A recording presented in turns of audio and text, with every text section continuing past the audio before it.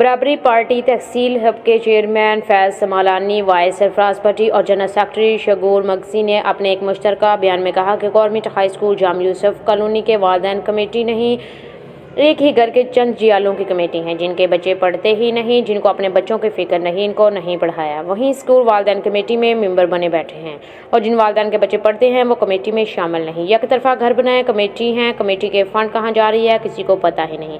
अब तक किसी को इल्म तक नहीं कौन कौन इसके मेंबर हैं, स्कूल के फंड कहाँ जा रही हैं, स्टूडेंट के वालिदैन क्यों इसमें शामिल नहीं हैं, समाजी कारकुन और मीडिया वाली क्यों इससे बेखबर हैं। सारे वालिदैन को बुलाकर कमेटी फिर से बनाया जाए। सियासी कमेटी में मनपसंद कमेटी नामंजूर। मन जाने बरादरी पार्टी लसबीला।